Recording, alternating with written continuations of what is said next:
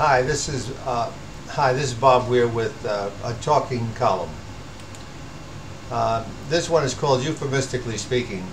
When I was growing up on the Lower East Side of Manhattan, there was an area about half a mile downtown from me known as the Bowery. One of the most elegant areas of the city during the 1800s. By 1900, the Bowery devolved into low-rent concert halls, flop houses, beer gardens, brothels, and streets that became the living quarters for hundreds of people with no visible means of support.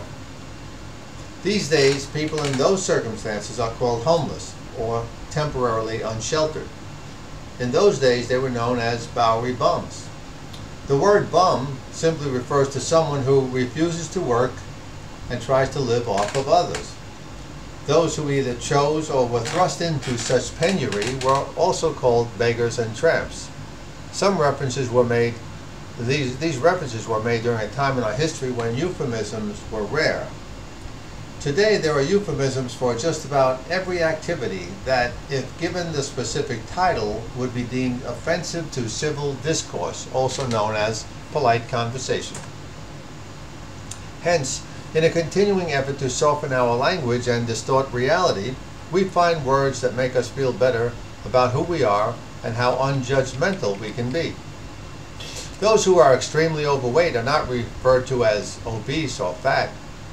Instead, a man would be called heavy-set or husky, while a woman would be full-figured. People who used to be called handicapped or crippled are now labeled physically challenged. The famous comedian Henny Youngman told a joke about his brother-in-law who claimed to be a diamond cutter. Later, it was learned that he was in charge of mowing the lawn at Yankee Stadium. Ed Norton, the famous sewer worker from the Honeymooners television show, introduced himself as an engineer in subterranean sanitation.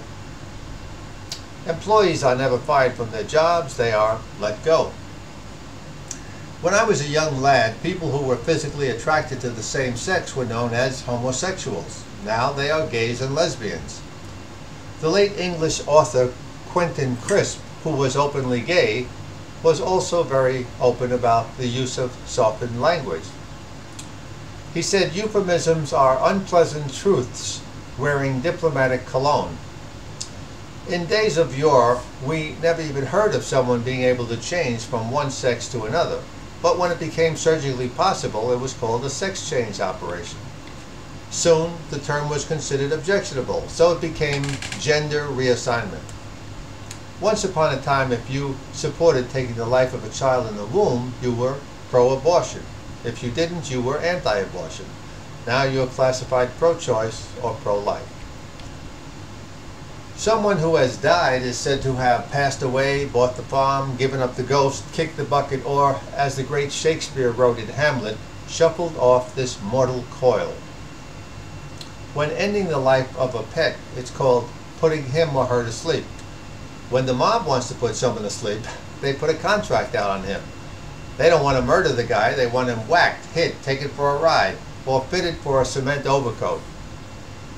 The bad guys don't get sent to prison, they go to correctional institutions. In military terms, people and places bombed out of existence have been marginalized. When innocent civilians are killed during a war, it's known as collateral damage.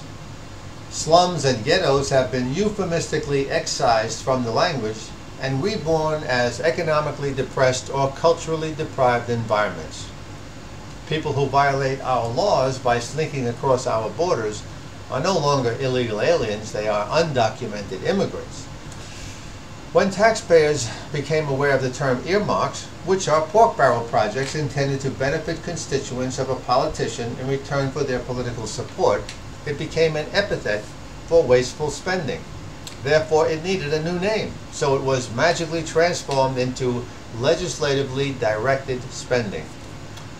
All of the foregoing is meant to be more than a linguistic exercise. It's about questioning where we are as a society. It's about our refusal to deal with reality, preferring instead to pretend that what is happening before our eyes can be creatively denied by the use of more tolerant language.